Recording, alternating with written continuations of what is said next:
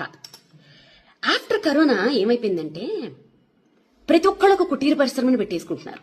ఆ కుటీర పరిశ్రమలు ఎంత దారుణంగా ఉంటున్నాయి అంటే, ప్రధానమంత్రి మోడీని మొదలు పెట్టుకుంటే, కొండ మీద వెంకటేశ్వర స్వామిని మొదలు పెట్టుకుంటే, ఒక జీసస్, అల్లా, దేవుడు, దెయ్యం ఏమీ లేదు. ఎవరిని పడితే వాడు వాడిని బూతులు తిట్టుకొని, వాడు వీడి బూతులు తిట్టేసుకోను. ఇది మనకి ఆర్టికల్ 19A ఇచ్చిన ఒక వరం. ఇక్కడ ఏంటంటే జోకు, ఒకళ్ళ మీద ఒకళ్ళ కేసులు వీటి మీద ఏమి పనిచేయవు. అలా పెట్టదలుచుకుంటే ఎన్నో పెట్టచ్చు. సో ఇవాళ పొద్దుట మంచు విష్ణు అన్న ఫోన్ చేసి చాలా మర్యాదగా ఎంత చక్క పద్ధతిగా మాట్లాడాడు పాపం అతను.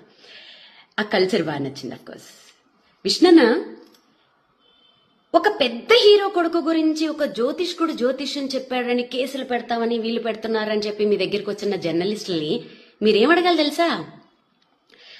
100 మంది, ఒక్క సినిమా మీద 100 కుటుంబాలు ఆధారపడి ఉంటాయి. ఓకేనా? ఆ 100 కుటుంబాలని ఒక్క రివ్యూ తోటి సంకనాకి పెంచేస్తున్నారు చూశారు. ఆ రివ్యూవర్లని ఏం చెయ్యాలి ఫస్ట్ అది ఆలోచించండి. దాంట్లో మా జర్నలిస్టులు కూడా ఉండొచ్చు, తప్పేం లేదు. ఎవరినన్నా ఏమైనా చేసి పర్వాలేదు. మరి 100 మంది పనిచేస్తున్న ఆ సంస్థలు నీ రోడ్ల మీదకి తెచ్చేస్తున్న ఫలానా ఈ రివ్యూవర్ల మీద మరి మీరేమి యాక్షన్ తీసుకోరా? అంటే ఆ రివ్యూస్ ఇచ్చే వాళ్లలోనే మా జర్నలిస్టులే ఉన్నారని చెప్పి మీరు ఆలోచిస్తున్నారా? అంటే జర్నలిస్టుల మీద కేసులు పెట్టే వాళ్ళు ఎవరు లేరా? పెట్టకూడదా? జర్నలిస్టులు ఏమైనా దేవుళ్ళా? తప్పు చేస్తే ఎవరి మీద ఎవరైనా కేసులు పెట్టచ్చు. కాకపోతే ఏంటంటే గొంగళి పురుగుల్లో అన్నం తింటూ వెంట్రుకను చూసి అసహించుకున్నారట. అలా ఉంది మా జర్నలిస్టుల కథ. మీరు చేసేదే పనులు, ఒక్కొక్క ఛానల్ ఒక్కొక్క పార్టీకి అంకితాలు. పొద్దున్న లేస్తే అవి తప్ప ఇంకో పనులు ఉండవు. ఏమైనా టాపిక్లు డీవియేట్ చేయాలంటే గిట్లా ఫలానా పంతులు అట్లా చెప్పాడు, వీడు ఉప్పులో కారం ఎక్కువ వేశాడు, ఆమెవరో 2వ పెళ్ళాన్ని ఉంచుకున్నారు, వీళ్ళెవరో ఇంకొక, సారీ ఇలా మాట్లాడుతున్నాను ఏమనుకోకండి, ఎందుకంటే పెద్ద ఛానల్సే బీపుల్ లేవు నాకెందుకు ఇంకా. సో ఇంకెవరో ఇంకొక పొలిటీషియన్ ఎవరో 2వ భార్యను ఉంచుకున్నాడు. అబ్బా అబ్బా అబ్బా అబ్బా, ఇవి తప్ప మీడియా అంటే ఇదా? ఇంత దరిద్రమా? సో ఫైనల్ గా నేనేం చెప్తున్నానంటే, యూత్ మారండి. వాళ్ళు ఏమంటారు తెలుసా మీడియా వాళ్ళు? మంచి వీడియోలు పెడితే అసలు ఎవడో చూడట్లేదండి అని. మీకే ఇస్తున్నారు, పోరాడండి. హ్యాష్ట్యాగులు పెట్టండి పెద్ద పెద్ద ఛానల్స్ కి. మాకు ఈ చెత్త ప్రోగ్రాంలు వద్దు, ఉపయోగపడే ప్రోగ్రాంలు వేయండి. మా లైఫ్ కి మా జీవితాలను నిలబెట్టే ప్రోగ్రాంలు, గవర్నమెంట్ ని ప్రశ్నించే ప్రోగ్రాంలు మీరు వెయ్యండి. హ్యాష్ట్యాగులు పెట్టి ఫైట్ చేయండి.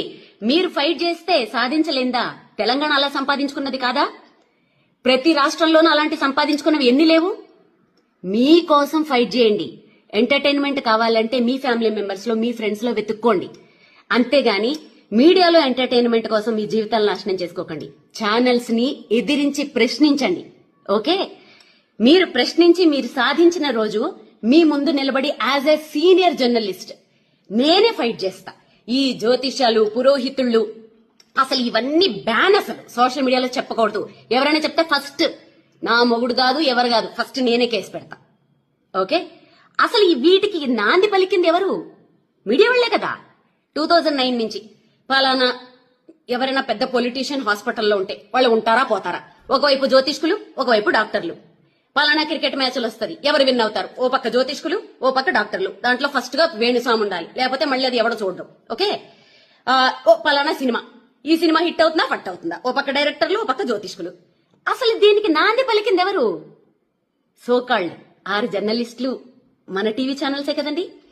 ఇప్పుడు ఎవరికి వాళ్ళు కుటీర పరిశ్రమలు పెట్టుకుని ఓన్ గా చెప్పుకుంటూ ఉంటే మీకు నొప్పి వచ్చింది కదా.